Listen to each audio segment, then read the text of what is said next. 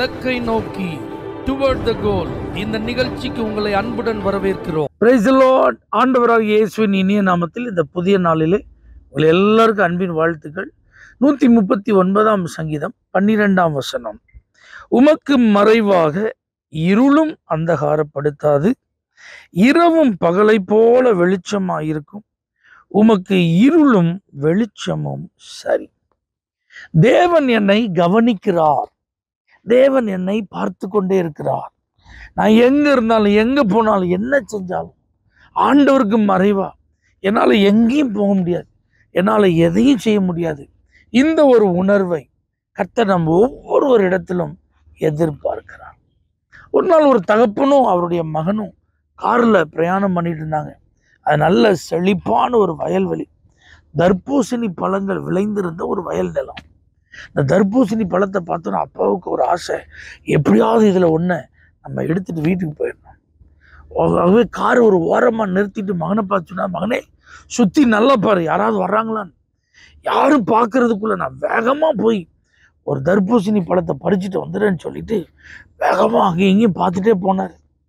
நல்ல ஒரு பழத்தை பறிச்சுட்டு வேகமாக வந்து காரில் வச்சுட்டு, மகனே பார்த்தியா, நல்லா பார்த்தியா, சுற்றி அங்கங்கே பார்த்தியா, யாராவது பார்த்தாங்களா?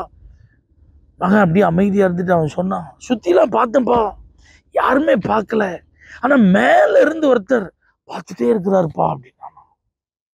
தகப்பனை புரிஞ்சு போச்சு, ஆகா நம்ம மகன் ரொம்ப விவரமாக இருக்கான், அப்போ அவனுக்கு ஒரு தவறான முன் உதாரணத்தை நம்ம வைக்கக்கூடாதுங்கிறதுக்காக அப்படியே எந்த இடத்துல இருந்து அந்த தர்பூசணி எடுத்துகிட்டு வந்தாரோ அங்கேயே போய் வச்சுட்டு வந்தார். நல்லா புரிஞ்சுக்கோங்க, நம்ம எங்கே என்ன செஞ்சாலும் எல்லாம் வெளியரங்கமாக இருக்கு. அதனால தான் யோசேப்பு அவனுக்கு பாவம் செய்கிறதுக்கு ஒரு வாய்ப்பு வந்தபோது அவன் சொன்னான், யாரும் இந்த வீட்டில் இல்லை, உண்மைதான், நம்ம 2 பேரை தவிர இந்த காரியம் யாருக்கும் தெரியாது, உண்மைதான், ஆனால் தேவன் ஒருவர் பார்த்து கொண்டிருக்கிறார், அவருக்கு நான் பயந்த ஒரு மனுஷன், அப்போ இப்படி ஒரு பொல்லாங்குக்கு என்னால் உடன்படவே முடியாது, அவர் பார்த்து கொண்டு இருக்கும்போது இந்த தப்பை என்னால் செய்யவே முடியாது. தேவ பிள்ளைகளே, நன்மையானாலும் தீமையானாலும் எல்லாருக்கும் முன்பாக வெளியரங்கமாக இருக்கு. இதிலெல்லாம் நம்ம ரொம்ப கவனமாக இருப்போம். நம்முடைய வாழ்க்கையை பரிசுத்தமாய் காத்துக்கொள்ள பிரயாசப்படுவோம். இப்படிப்பட்ட தீமைகளுக்கு விலக்கி ஆண்டவர் நம்மை பாதுகாக்க நம்மை அர்ப்பணிப்போம். யாரும் ஆண்டவருக்கு மறைக்கவும் முடியாது.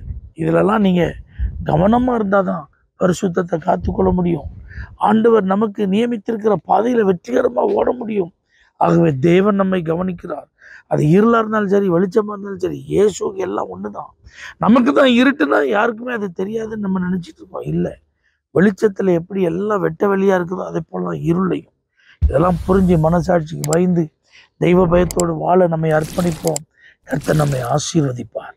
பரலோக தேவனே, உமக்கு மறைவாக ஒன்றுமே இல்லை. இந்த உணர்வோடு வாழ எங்களுக்கு கிருபைத்தார். இயேசுவின் நாமத்தில் பிதாவே, ஆமென்.